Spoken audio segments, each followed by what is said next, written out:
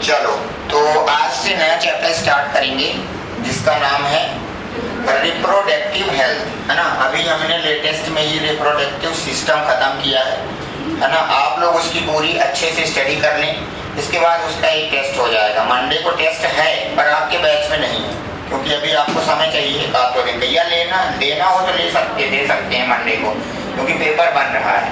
ठीक है, तो आप उसको तो लेना हो तो आपको देना हो तो दे सकते हैं। ठीक है, उसी से रिलेटिव है ये चैप्टर रिप्रोडक्टिव हेल्थ, इसीलिए इसको स्टार्ट कर रहे हैं। फिर ये जब खत्म हो जाएगा तो फिर हम लोग इसके बाद रिप्रोडक्टिव फ्लावरिंग प्लांट को देख लेंगे, रिप्रोडक्शन इन फ्लावरिंग प्लांट। ठीक है, तो अभी चालू कर रहे हैं रिप्रोडक्टिव हेल्थ। तो सभी लोग हेडिंग डालेंगे। चैप्टर का जो नाम है वो है रिप्रोडक्टिव हेल्थ।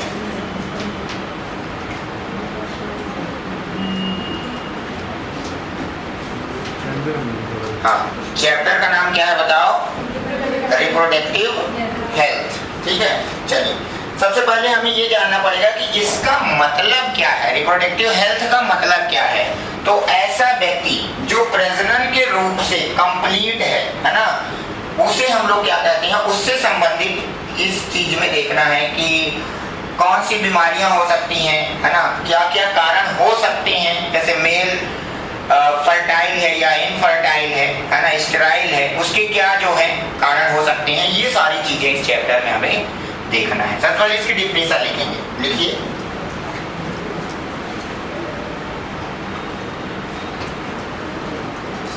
प्रजनन स्वास्थ्य का अर्थ है, प्रजनन स्वास्थ्य का अर्थ है, प्रजनन स्वास्थ्य का अर्थ है सभी पहलुओं में संपूर्ण होना, सभी पहलुओं में संपूर्ण होना। अब अकॉर्डिंग टू एनसीईआरटी अगर आप इसकी डिफिनेशन देखेंगे तो उसमें लिखा हुआ है अकॉर्डिंग टू WHO।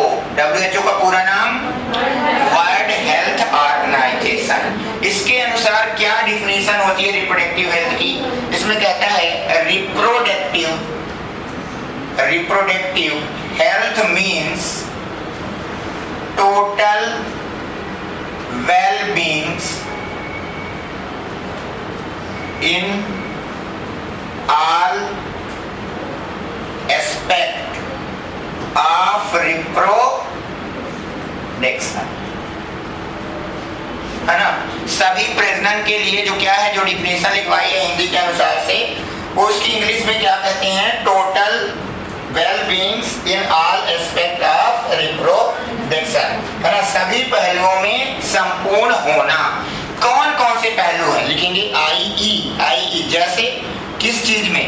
IE जैसे, ये डिफिनेशन लिखेंगे। Reproductive health means total well-beings in all aspect of reproduction according to WHO के अनुसार reproductive health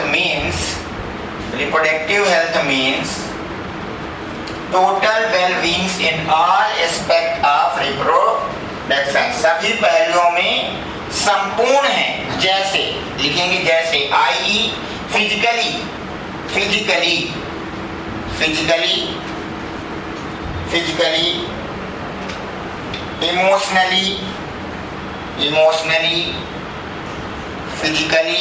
emotionally, behaviorally का मतलब व्यवहारिक रूप से भी सेम अच्छा होना चाहिए, व्यवहार भी उसका वैसा हो, है ना। इस प्रकार से कई चीजें, वो सब चीजों में क्या है, संपूर्ण हो, तो हम उसे कहते हैं कि ये कैसा है, रिप्रोडक्टिव हेल्थ से अच्छा है। ठीक है ना। ऑल ऑर्गन्स वेल डेवलप, सभी जो रिप्रोडक्टिव ऑर्गन हैं वो कैसे होने चाहिए, वेल डेवलप होने चाहिए। लिख लीजिएगा, all reproductive organs well develop, सभी रिप्रोडक्टिव ऑर्गन वेल डेवलप होने चाहिए। चलिए, अब रिप्रोडक्टिव हेल्थ में क्या क्या प्रॉब्लम हो सकती हैं और उनकी क्या क्या स्ट्रेटेजी हो सकती है हमारे लिए। तो सबसे पहले रिप्रोडक्टिव हमारी जो प्रॉब्लम है वो ये है कि रिप्रोडक्शन के कारण, है ना, ओवर रिप्रोडक्शन हो रहा है, जिसके कारण पॉपुलेशन की ग्रोथ अनकंट्रोल है, जिसे हम लोग कहते हैं ओवर पॉपुलेशन। तो इस चैप्टर में ये भी देखेंगे कि पॉपुलेशन की ग्रोथ को कैसे कम किया जा सकता है ना, बर्थ रेट क्या है, डेथ रेट क्या है, कैसे इन सारी चीजों को कंट्रोल कर सकते हैं, ये भी देखना है। ठीक है, चलिए तो लिखेंगे reproductive health problem and strategy. Reproductive health की problem, reproductive health problem, reproductive health problem and strategy. इसका मतलब है कि हमें उनकी क्या बनानी है, रणनीति बनानी है, क्या क्या हम उसमें तकनीकी लगा सकते हैं कि हमें ऐसी प्रॉब्लम ना हो। सबसे पहली प्रॉब्लम ओवर पॉपुलेशन, लिखेंगे पहली प्रॉब्लम है ओवर पॉपुलेशन। ये हमारे इंडिया के लिए बहुत बड़ी प्रॉब्लम है। क्यों है, देखो अभी हम लोग, अब इंडिया हमारा पॉपुलेशन में दूसरे पे था, है ना, और अब कहाँ पहुंच गए हैं, पहले पे आ गए हैं, है ना, दूसरे पे चाइना आ गया। पहले कौन था, चाइना था। अभी कोरोना काल में यहाँ पर पॉपुलेशन विस्फोट हुआ है। क्या हुआ है, विस्फोट, और एक साथ जनसंख्या बढ़ी है। अभी तो जनसंख्या की गणना नहीं हुई है, जनगणना 2011 लास्ट हुई थी, उसको होना था, लेकिन कोरोना के कारण ये सब क्या है, पीछे जा रहा है। तो लास्ट जनगणना हमारी कब हुई थी, 2011 में हुई थी। चलिए, ओवर पॉपुलेशन, इसकी स्टडी वास्तव में किसने किया था, माल्थस ने। देखेंगे इसमें, इसकी स्टडी माल्थस ने किया था, study done by Malthus. Malthus एक साइंटिस्ट हैं, इन्होंने ये ओवर पॉपुलेशन के बारे में बताया था और एक चीज कहा था कि अगर पॉपुलेशन बढ़ेगी, अगर पॉपुलेशन बढ़ेगी तो रिसोर्सेस जो होंगे वो कम हो जाएंगे। और ये एक सच में भी ऐसा होता है। सोचो किसी के पास कितना खेत है, मान लो इसमें इसके पास 10 बोरा अनाज उत्पन्न करता है, ये कितना, और ये लोग दो भाई हैं, एक ये और एक ये, तो दोनों को कितना मिल रहा है। और इन्होंने ऐसा नहीं देखा कि एक एक बच्चे इनके हों या दो दो हों, वो हमारे बघेली के हिसाब से कि भगवान जितने दे रहा है तो दे रहा है, 2 है, 4 है, 6 है ना। तो इसके पास, अब अगर मान लीजिए कि इसके पास 4 लड़के हो गए तो इनका तो फिर हो गया काम, एक एक बोरा पे आ गए जहाँ 5 हो रहा था। तो सोर्स घट रहा है कि नहीं घट रहा है, अगर जनसंख्या बढ़ रही है तो ये चीज किसने कहा था, माल्थस ने। क्या कहा था, इफ पॉपुलेशन इंक्रीज, क्या कहा था, if population increase then resources क्या, डिक्रीज, है ना। यदि जनसंख्या बढ़ेगी तो रिसोर्सेस घट जाते हैं। लिखो, नोट करें इसको, यदि जनसंख्या बढ़ती है, यदि जनसंख्या बढ़ती है तो रिसोर्सेस घट जाते हैं। और आपको पता है सोर्स जो है हमारे पास ये लिमिटेड है, हम जितना है उतना ही रहेगा, उत्पन्न तो हो नहीं पाएगा। और अगर इतनी जनसंख्या बढ़ जाएगी, सोर्स उतनी है, तो फिर भुखमरी आ जाएगी, कौन क्या खाएगा। तो ये एक समस्या है कि नहीं है, ओवर पॉपुलेशन है एक समस्या। तो ये क्या हो जाएगा, बाद में इसी का उपयोग करके नेचुरल सिलेक्शन थ्योरी दी गई थी, है ना। देखेंगे आफ्टर दैट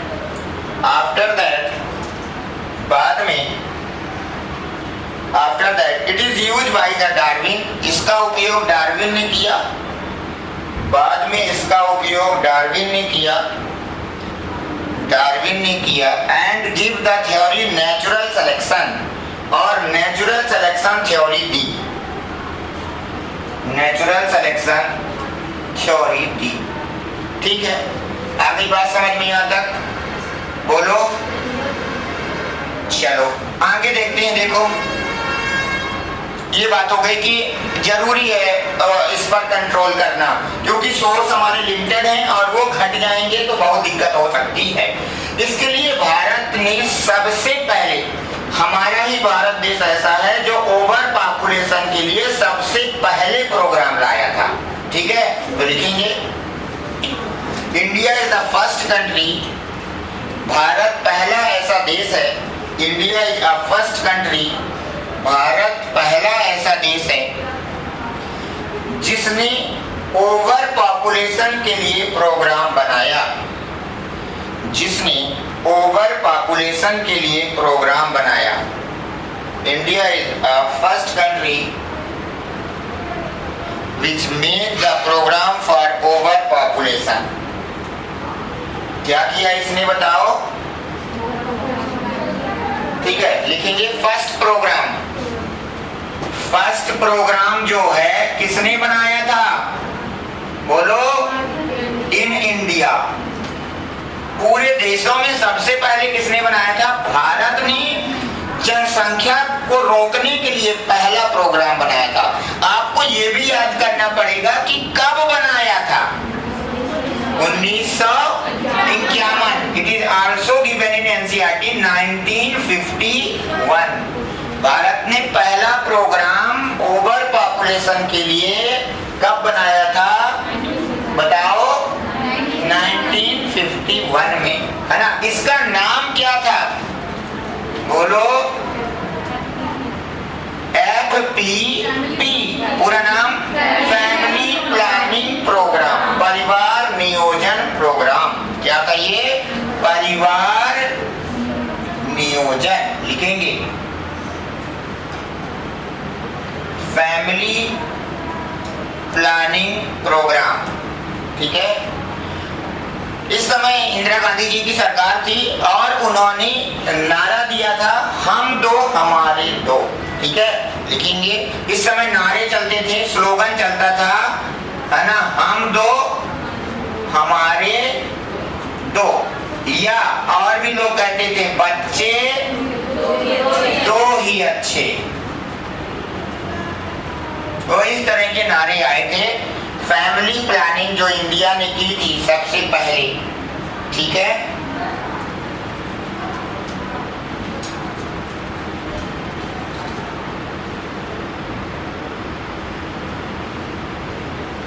इसके बाद आया दूसरा और प्रोग्राम चलाए गए, RCH, पूरा नाम reproductive child health care. Reproductive child health care. अब इसका नाम तो चाइल्ड केयर है, लेकिन ये केवल चाइल्ड के लिए नहीं है, ये मम्मी के लिए भी है ना। तो इसमें लिखेंगे बोथ मदर एंड चाइल्ड, बच्चे के लिए भी ये है और मम्मी के लिए भी है, दोनों के लिए बनाए गए हैं सेंटर ये। ठीक है ना।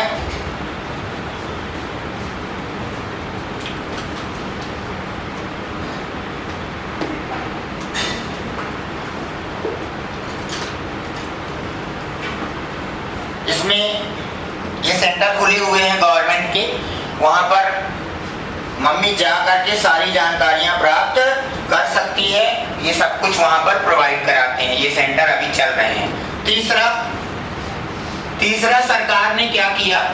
सेक्स एजुकेशन और अवेयरनेस के बारे में भी बताया। अवेयरनेस, लोगों को जागरूक ही नहीं है, जानते ही नहीं है सेक्स एजुकेशन क्या है, उसके बारे में भी नहीं पता रहता है।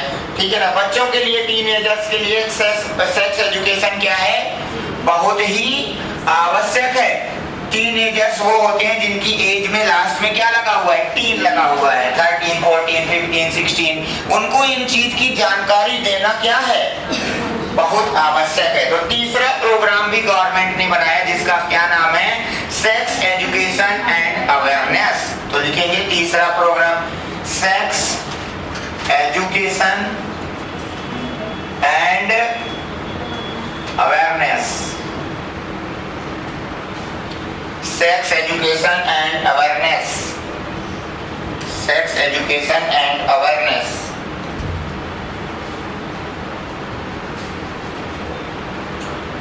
सेक्स एजुकेशन एंड अवेयरनेस, इसमें लिखेंगे थोड़ा सा। देखो क्या है, ये एक ऐसा विषय है, सेक्स एजुकेशन इंडिया में बहुत कम है। इसका कारण ये है कि इसके बारे में कोई खुल करके बात करने को तैयार नहीं है। सब कैसे बात करते हैं, छुप छुप करके बात करते हैं, करते भी हैं तो, या तो करते ही नहीं है। तो लिखेंगे sex education is very less in India.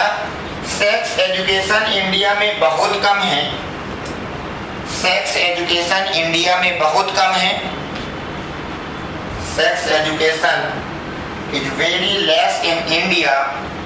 Sex education India में बहुत कम है क्योंकि इसके बारे में कोई बात नहीं करता। Because no anyone talk about it, क्योंकि इसके बारे में कोई बात नहीं करता। अब जब कोई कर ही नहीं रहा है जिन्हें करना चाहिए, लाइक पेरेंट्स, है ना, क्लोज रिलेटिव, टीचर, ये भी नहीं कर रहे हैं, तो फिर किसे करना पड़ेगा, गवर्नमेंट करती है ना। इसीलिए ये प्रोग्राम चलाया गया है, ठीक है ना। लिखेंगे आगे, यह गवर्नमेंट के द्वारा किया जाता है। It is done by government, इसे गवर्नमेंट करती है। तो ये अवेयरनेस और एजुकेशन कौन करता है, तो फिर बताओ, गवर्नमेंट करती है ना। आगे लिखेंगे, it is necessary and important for the teenagers. यह टीनेजर्स के लिए आवश्यक है। It is necessary and important for teenagers. यह टीनेजर्स के लिए आवश्यक है। ये एजुकेशन ऐसा है जिसे टीनेजर्स को पता होना चाहिए। अब बच्चों को क्या है, इसके बारे में पता ही नहीं चलता है कि what is good touch, what is bad touch. इसके बारे में वो जानते ही नहीं है कि कौन सा कैसा टच है ना, कौन सी बातें कैसी होती हैं, ये सब जानते ही नहीं है इस दौरान। आज तक उन्हें इन सब चीजों के बारे में बताया ही नहीं गया है। इसलिए क्या कर रही है गवर्नमेंट, इसको बताने की कोशिश करती है ना। तो ये किसके लिए आवश्यक है बताओ, टीनेजर्स के लिए आवश्यक है। आगे लिखेंगे अनदर सेक्टर, अन्य सेक्टर भी हैं जो ये कर सकते हैं। अन्य sector that provide this education. अन्य सेक्टर जो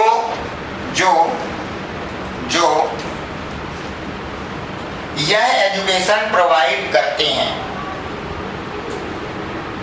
Another education which provide this education। अन्य सेक्टर जो यह क्या एजुकेशन प्रोवाइड कर सकते हैं। गवर्नमेंट तो दे ही रही है। दूसरा, कुछ एनजीओ है, लिखेंगे सम एनजीओ।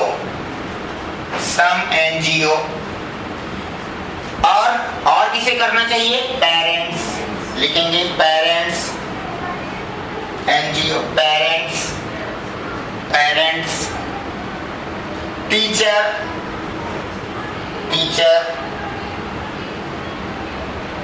क्लोज रिलेटिव, सगे संबंधी, क्लोज रिलेटिव,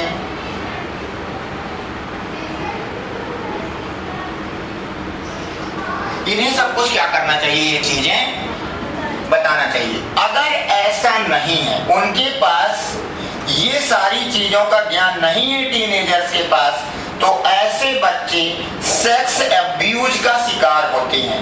अब ये नया शब्द तुम्हें लग रहा है, सेक्स अब्यूज। सेक्स अब्यूज क्या है, यह अपराध है। क्या है, अपराध है। चलिए लिखेंगे, हेडिंग डालिए sex abuse. Sex abuse,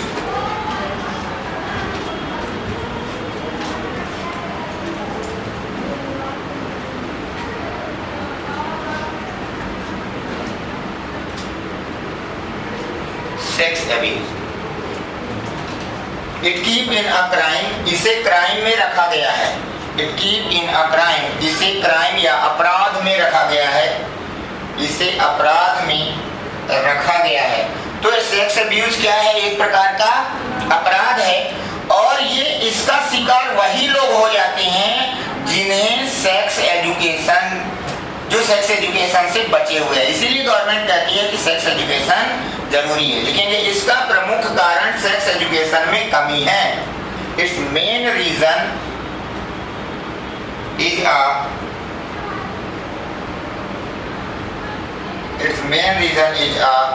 lack of sex education in India, है ना। सेक्स एजुकेशन में क्या है, इसकी कमी है, वही इसका प्रमुख कारण है। क्या है ऐसा, इसके बारे में टीनेजर्स को समझाया व पढ़ाया नहीं जाता है। आज तक किसी ने उनसे इस चीज के बारे में बात ही नहीं की।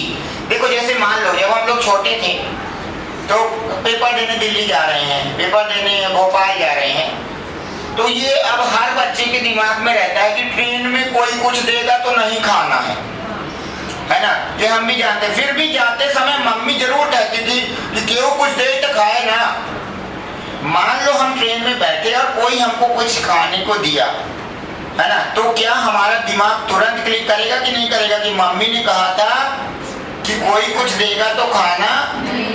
सेम चीज है, अगर मम्मी ने कभी बच्ची से ये कहा होता कि ऐसा ऐसा भी दुनिया में होता है, कोई ऐसा कहेगा तो ऐसा नहीं करना, ठीक है ना, तो उसके दिमाग में ये चीज क्लिक करेगी कि नहीं करेगी तुरंत, है ना। इसलिए हमें इस चीज में बात करना चाहिए, ठीक है। लिखेंगे तो क्या क्या लिखें आप लास्ट पॉइंट, इसका प्रमुख कारण सेक्स एजुकेशन में कमी है क्योंकि टीनेजर्स को पढ़ाया व समझाया नहीं जाता है। बिकॉज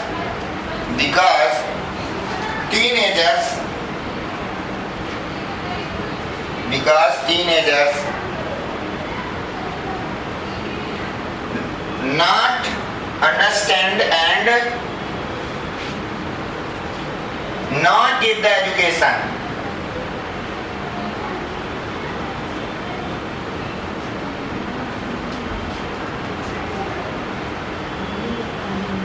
जैसे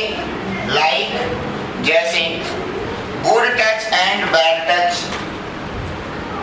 good touch and bad touch. Good touch क्या है, बैड टच क्या है, good thing and bad thing, अच्छी सोच और गंदी सोच क्या है, ये सब कुछ बताया ही नहीं जाता है, तो ये लोग कुछ जान ही नहीं पाते हैं इसके बारे में, है ना। अगला और क्या चीज है, ये तो हो गया, प्लस उन्हें ये भी नहीं पता रहता है कि इनसे सेक्सुअल इंटरकोर्स से या अन्य चीजों से अपराध तो होते हैं, क्राइम तो हो ही रहे हैं, प्लस इनसे सेक्सुअली ट्रांसमिटेड डिजीजेस भी होती हैं, वो भी नहीं जानते। नॉर्मली बच्चा एक बीमारी जानता रहता है कि उससे एड्स हो सकता है, इसके अलावा भी कई बीमारियां हैं जो सेक्सुअली ट्रांसमिटेड हैं, लेकिन वो इनके बारे में कोई क्योंकि जब वो पढ़ा ही नहीं है तो कैसे जानेगा, ठीक है ना। तो लिख देना कि सेक्सुअली ट्रांसमिटेड बीमारी की जानकारी नहीं होती है। नो इंफॉर्मेशन अबाउट एसटीडी की कोई जानकारी नहीं होती है, ठीक है। तो ये अवेयरनेस कौन देता है बताओ, गवर्नमेंट देती है, क्योंकि ज्यादातर लोग दे ही नहीं पा रहे हैं जिन्हें देना चाहिए, है ना। वो इस चीज के बारे में इंडिया में इसके लिए कोई खुल करके बात करने को तैयार है ही नहीं है ना। इसलिए क्या है, गवर्नमेंट कर रही है। इसके अलावा ओवर पॉपुलेशन के लिए कुछ मेडिकल फैसिलिटीज भी दी गई हैं, कुछ दवाई गोली है, जैसे एक अभी बताते हैं, बाकी आगे चलेंगे, आगे लिखेंगे सम मेडिकल फैसिलिटीज। कुछ फैसिलिटीज माने सुविधाएं, मेडिकल सुविधाएं।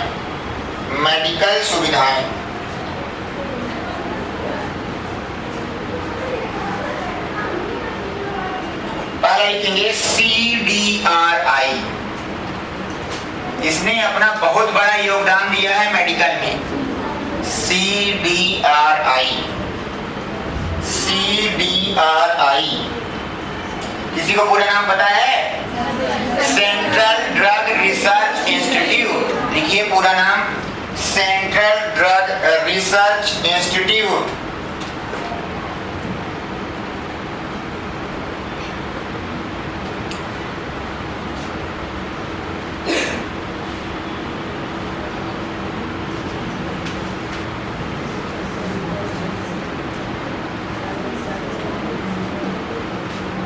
सेंट्रल ड्रग रिसर्च इंस्टीट्यूट कहाँ है ये?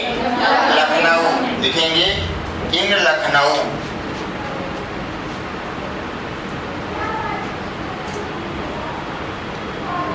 कहाँ है ये? लखनऊ। कहाँ है? एमपी में है क्या? यूपी में। हाँ तो यूपी में है। ठीक है, सेंट्रल ड्रग रिसर्च इंस्टीट्यूट। इसने एक पिल्स बनाई है, एक दवाई बनाई है, गोली बनाई है फीमेल के लिए, जिसका नाम है सहेली। और सहेली नॉन स्टेरॉयडल मेडिसिन है, दवा है जो प्रेगनेंसी से रोकती है और इसके कोई साइड इफेक्ट नहीं है। तो लिखेंगे इट मेक पिल्स सहेली। इसने सहेली बनाई है। क्या बनाई है?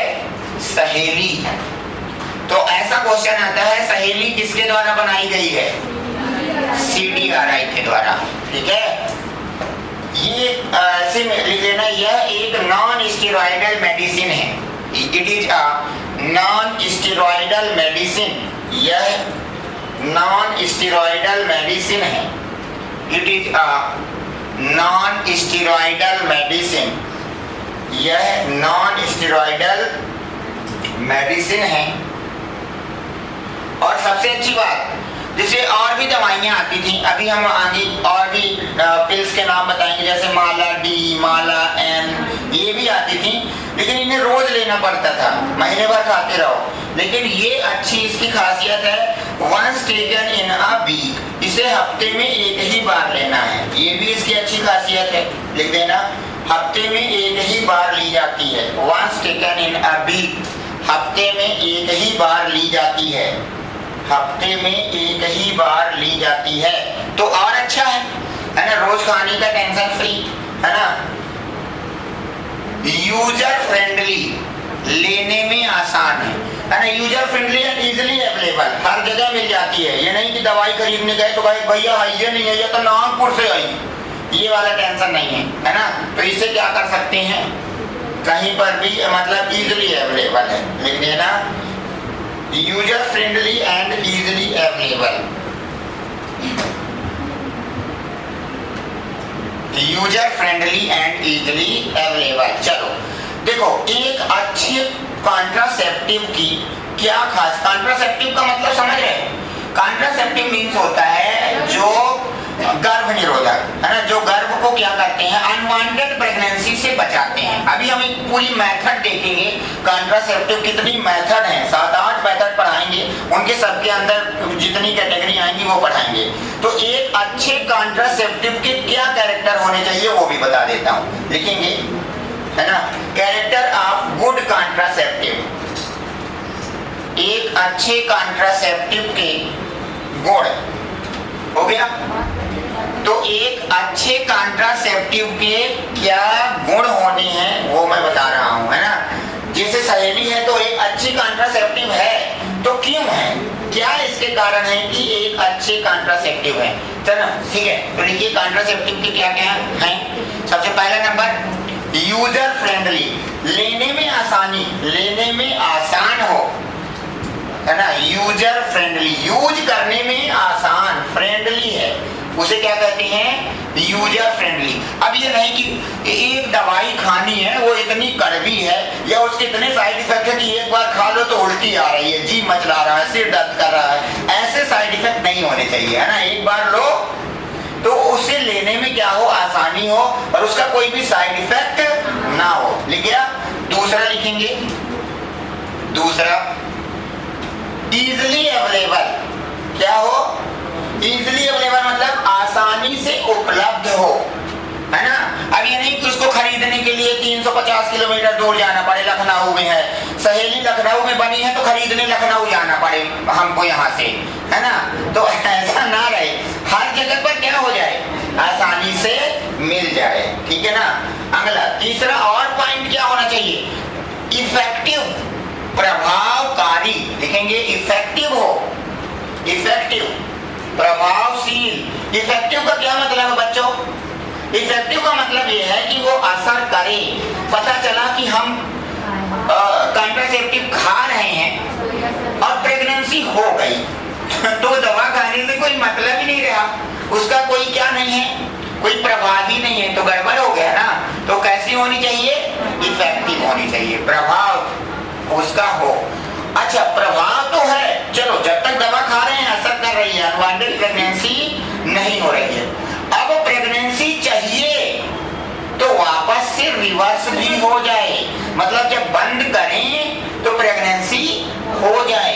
ये नहीं कि एक बार दवाई खा लिए, अगर 1 साल तक तो पता चला अगले साल प्रेगनेंसी चाहिए तो दवाई करवाना पड़ेगी, अब प्रेगनेंसी नहीं हो रही है, ओवम भी नहीं रिलीज हो रहा है, साइकिल स्टार्ट नहीं हो रही है। तो ये सब कुछ नहीं होना चाहिए, है ना। तो कैसी होनी चाहिए? रिवर्सिबल, बोले तो उत्क्रमणीय हो, लिखेंगे, है ना।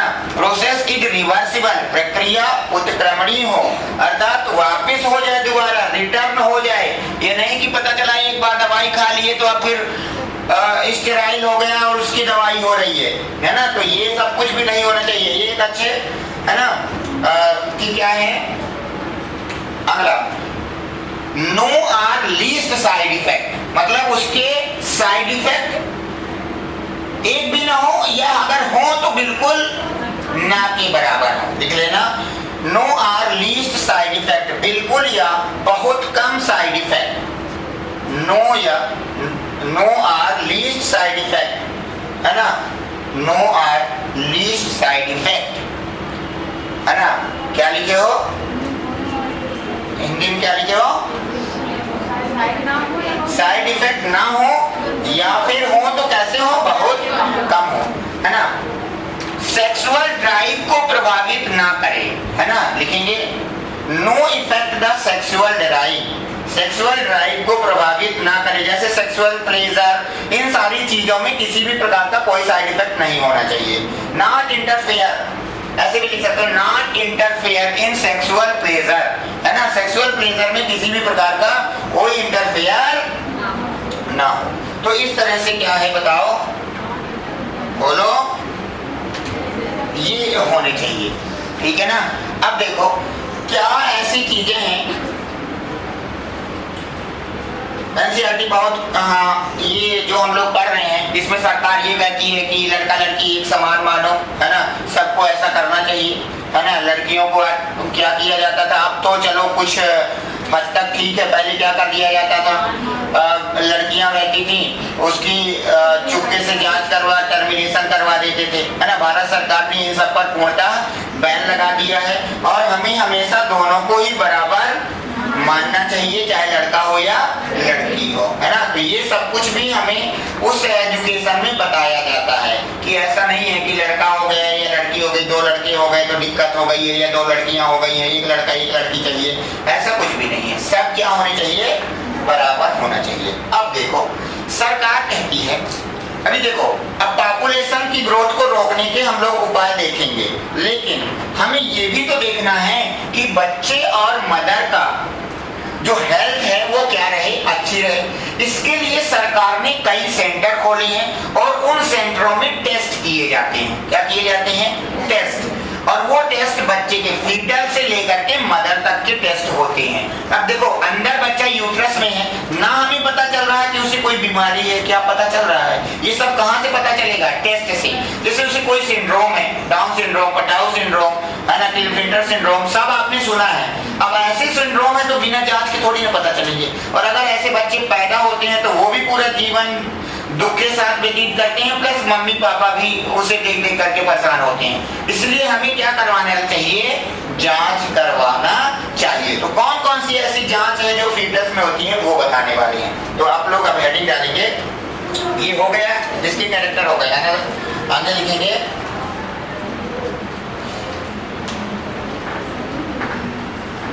PNDT, PNDT,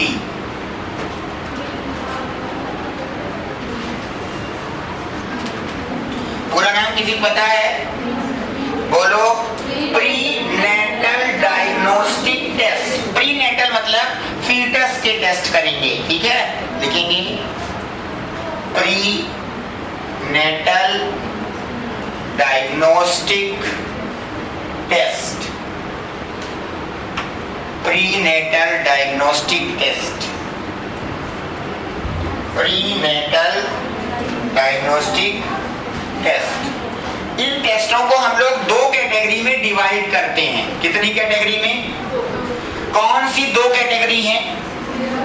वो दो कैटेगरी वो हैं जिनमें हम फीटस के अंदर से मटेरियल निकालेंगे, बोले तो मम्मी के अंदर से, यूट्रस से, या बाहर से करते हैं। मतलब इसमें क्या करेंगे, मान लो कोई इनर पार्ट से निकालेंगे और इसमें क्या रहेंगे, आउट सोर्स से ही हम क्या कर लेंगे, टेस्ट कर लेंगे। तो इसको हम लोग दो कैटेगरी में डिवाइड करते हैं। अगर हम उसका कुछ पार्ट ले रहे हैं तो उसे कहते हैं इनवेजर, और अगर हम उसके बाहर से ही कर लेते हैं टेस्ट तो उसे कहते हैं नॉन इनवेजर। तो पहला है, एक टेस्ट है इनवेजर और दूसरा है नॉन इनवेजर। इनका मतलब शायद आप समझ गए होंगे। क्या है इन दोनों का मतलब? ये टेस्ट कैसे किए जाएंगे? बच्चे से, मम्मी के यूट्रस से या बच्चे के कुछ ना कुछ हमको चाहिए जिसका हम एग्जामिन करेंगे, उसकी स्टडी करेंगे, फिर बताएंगे इसको कोई बीमारी है या नहीं है। और इसमें क्या करेंगे, बाहर से ही टेस्ट कर लेंगे तो हमें ये पता चल जाएगा कि कोई बीमारी वगैरह है कि नहीं है। बनाइए इसको इसी तरह जल्दी से।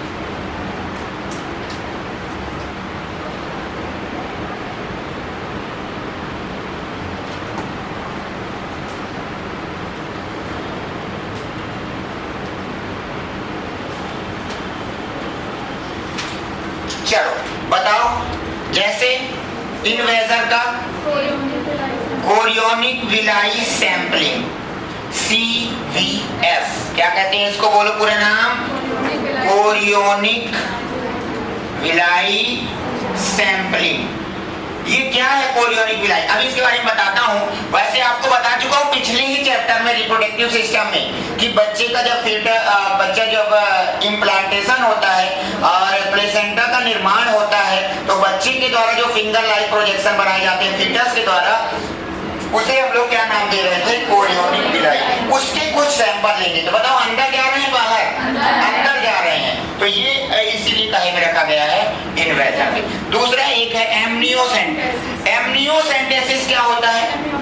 Amniotic fluid.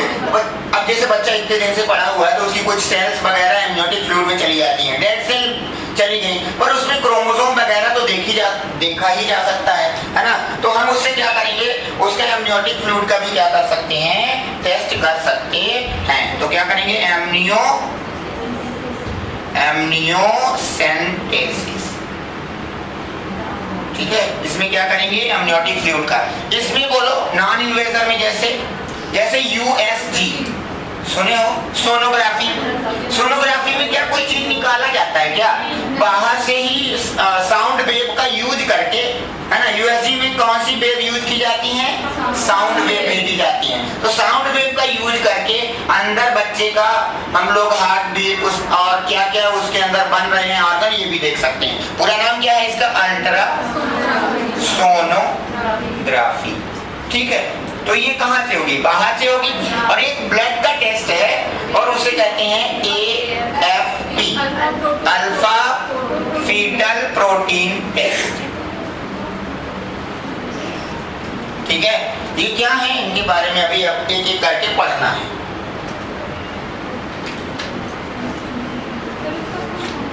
किसका? अभी हम सबका पढ़ाएंगे, अलग से पढ़ाना है इसको अभी अलग से एक एक करके अभी पढ़ाना है।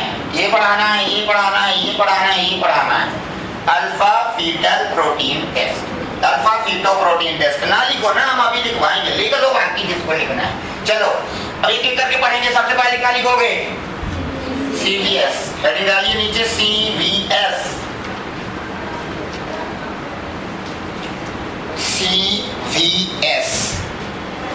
CVS, पूरा नाम लिखेंगे, पूरा नाम कोरियोनिक विलाई सैंपलिंग टेस्ट। ये लिखा है chorionic villi sampling test, chorionic villi sampling test, chorionic villi sampling test. अब सबसे पहले आपको ये पता होना चाहिए कि कोरियोनिक विलाई क्या है ना। तो लिखेंगे इसमें थोड़ा सा, chorionic villi is a finger like projection of fetus finger like projection of fetus that convert into placenta, chorionic villi finger उंगली के समान प्रवर्ध हैं, जैसे उंगली है ना ऐसे ऐसे निकले हुए हैं, फिंगर लाइक प्रोजेक्शन उंगली के समान प्रवर्ध हैं जो बाद में प्लेसेंटा में कन्वर्ट होते हैं। After that convert into placenta, बाद में प्लेसेंटा में कन्वर्ट हो जाते हैं। काहे में कन्वर्ट हो जाते हैं?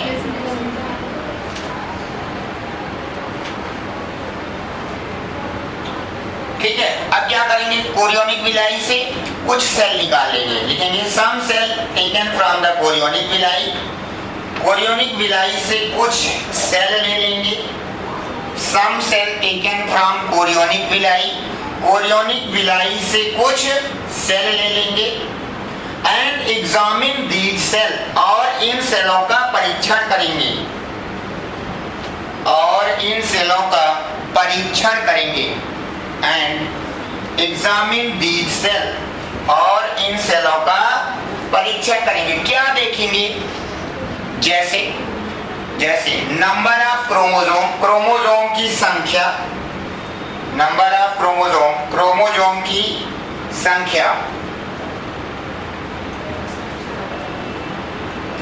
अनदर डिसऑर्डर एंड सिंड्रोम, अन्य बीमारियां एवं सिंड्रोम, है ना। क्रोमोसोम की संख्या से ही तो सिंड्रोम होते हैं, आपको पता है, किसी में ट्राइसोमी हो गई, किसी की एक्स्ट्रा कॉपी बन गई, वही सब क्या करते थे, बोलो, वही सिंड्रोम उत्पन्न करते थे।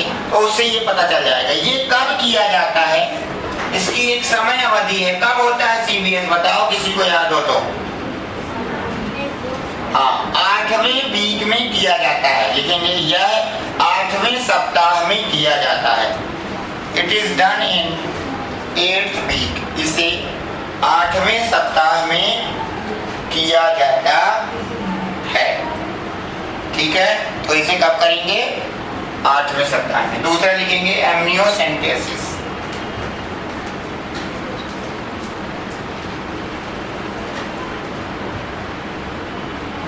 इसमें लिखना है एमनियोटिक फ्लूइड इज टेकन, इसमें एमनियोटिक फ्लूइड को लिया जाता है, amniotic fluid is taken, amniotic fluid को लिया जाता है, एमनियोटिक फ्लूइड इज टेकन। कितना निकालेंगे एमनियोटिक फ्लूइड, लिखेंगे अगला एरो, टेकन ओनली 30 ml, केवल 30 ml लेते हैं, इससे ज्यादा नहीं कि भर भर के निकाल लो, है ना। Taken only 30 ml। Examine the, इसमें क्या करेंगे, जो उसकी सेल पड़ी हुई हैं, टूटी हुई मरी हुई, उनका स्टडी कर लेंगे, ठीक है ना। आगे लिखेंगे examine the study of amniotic cell, amniotic cell की कोशिकाओं का एग्जामिन करेंगे, एमनियोटिक सेल की कोशिकाओं का एग्जामिन करेंगे, एग्जामिन करेंगे किसका, कब करवाते हैं इसे बताओ? 14 से 16 वीक पर होता है, लिख देना।